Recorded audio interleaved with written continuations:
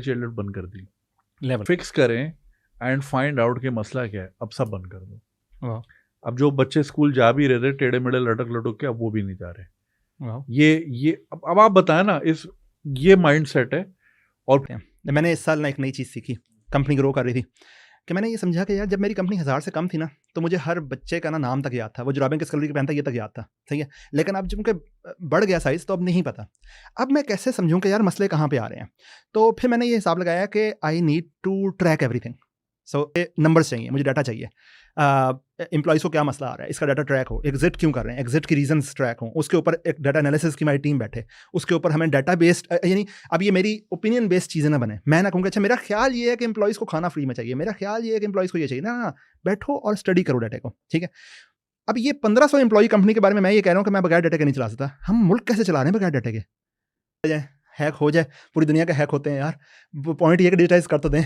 मतलब अगर मैंने एक ज़मीन लेनी है ना, मैं ज़मीन लेनी है, तो अब माशाल्लाह उमर सैफ साहब लास्ट टाइम आए थे पीआईटीबी में, तो कुछ हुआ था, सेफ सिटी का काम भी हुआ था, और भी चीज़ें हुई थी। अल्लाह करे वो कंटिन्यू भी करें इस बार। तो लेकिन उसके बावजूद ना, तो आपने ज़मीन खरीदी ना, तो आपको फिर भी वो रजिस्ट्री बनानी है।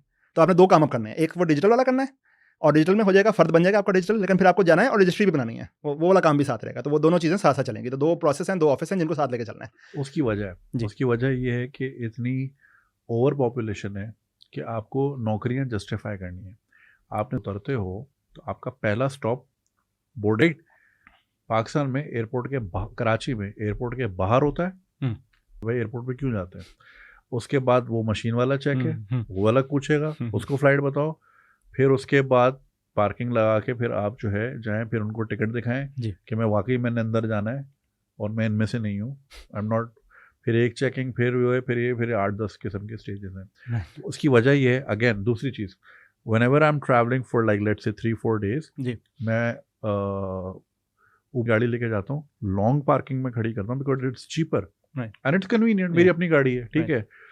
होता है कि वो कैमरा रीड कर लेता है नंबर प्लेट और टाइम के अगेंस्ट आपको एक QR कोड वाली या बार कोड वाली रसीद निकाल के दे देता है। ऐसे होता है। और एग्जिट में आपने मशीन में वो डाली, वो कैलकुलेट करता है इतने पैसे हुए, मशीन में आपने कार्ड लगाया, निकल गए। यहाँ पे एक आदमी फिजिकली बैठा होता है बगैर AC के, पंखे में बैठा होता है, चाहे जो गर्मी हो कुछ भी हो, टूटा सा ऑफिस है। वो पहले आपसे पूछता है आपका नाम क्या, फिर उर्दू में नाम लिखता है पर्ची पे, फिर आपका फ़ोन नंबर, फिर आपका शनाख्ती कार्ड, फिर आपको पर्ची काट के देता है, वो आप फिर स्टेपल करते हैं टिकट के साथ, फिर वापस आके आप कैश देते हैं, फिर उसको चेक करने वाला। और अब ये इनको पता है कि इसकी मशीनें आती हैं, बट अगर मशीनें आ गई तो इनका वोटर तो कटेगा ना कि आपने हमें नौकरी से निकाला। तो हमारे ऑटोमेशन ना होने की एक बुनियादी वजह ये भी है कि लोगों की नौकरियां जस्टिफाई करनी है। वरना ये आपका वोटर है, आप इसको नौकरी नहीं दोगे, डिजिटाइज कर दोगे हर चीज़, तो ये कहाँ जाएगा?